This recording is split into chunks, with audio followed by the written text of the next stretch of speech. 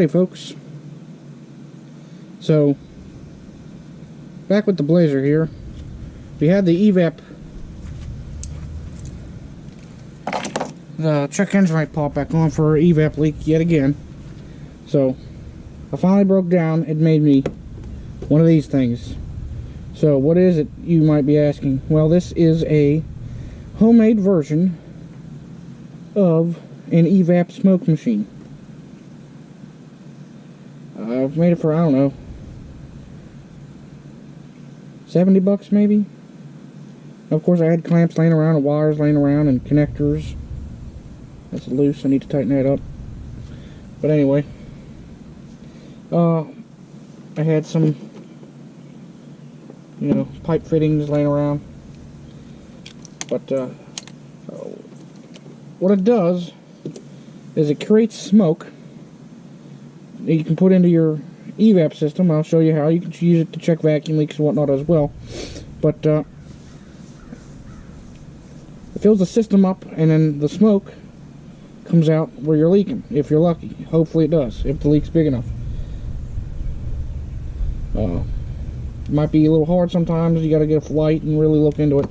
Mine was leaking pretty good, and it did work. So, how you make it: you get a toilet flange, 3 or 4 inch toilet flange with the pressure test plug still in the bottom, and you get clean out right here with the lid. Alright, you drill 2 holes 180 degrees of each other. That is for your air chuck and your hose. The hose comes out, that's what you put onto your EVAP lines. This air chuck connects to your air compressor at a very low pressure on the regulator. Very low. Just enough to get the air to move a little bit.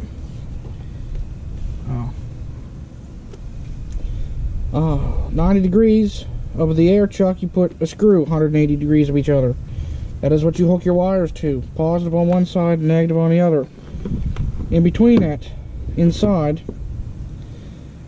you take a tiki torch wick and wrap it in the resistance wire.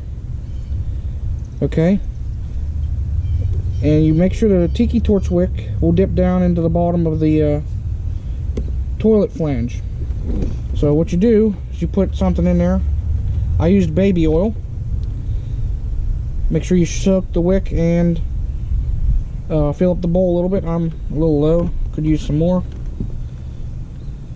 because I used it a good bit yesterday. On your wires, you have battery clamps. Then you have your lid.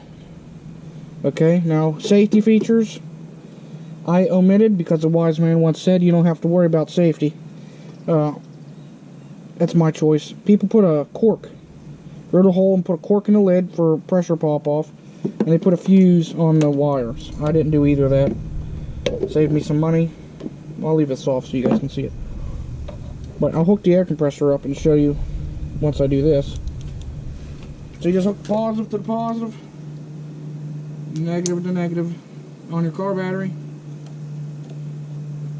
and hopefully you can see it.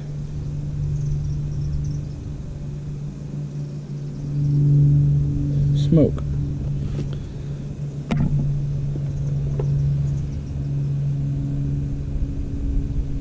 It's hard to see, but it is smoking. Pretty sure you can see that. So anyway, I'll leave this hooked up.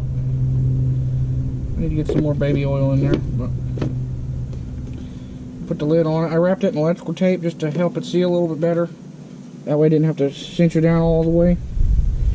But we'll let her smoke, and I'll get my compressor hooked up so I can show you how that works.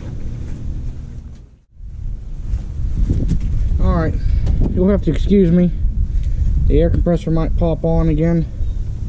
It does kick on pretty frequently with this plugged in, because you're just having a constant low pressure draw off that tank. But you can always already see some of the smoke coming out of that, just a touch.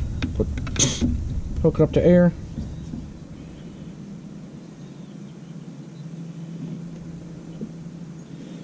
see it a little bit. I'll crank the pressure up a touch.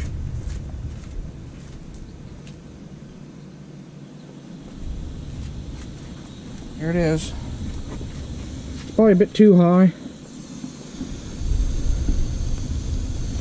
It's very high. It's blowing the baby oil out.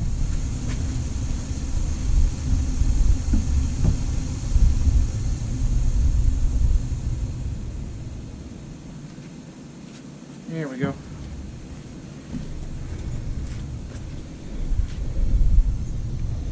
So you don't want it too high, just enough to smoke it. So if you can see, I'll draw it into frame.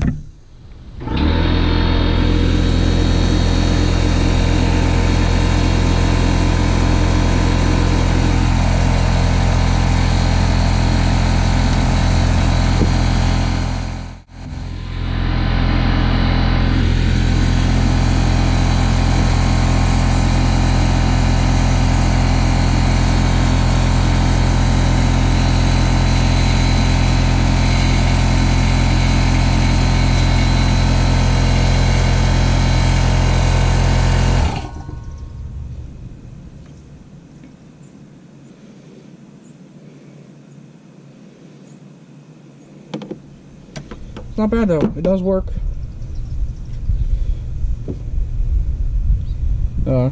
Just gotta watch the pressure, make sure you're not blowing too much baby oil out of everywhere and blah blah blah. So yeah, but that's how you make your smoke machine. And I'll do a video on how to use it when I diagnose this thing in the Blazer. So keep an eye out for that one. Thanks for watching and have a good one. Stay crazy, people.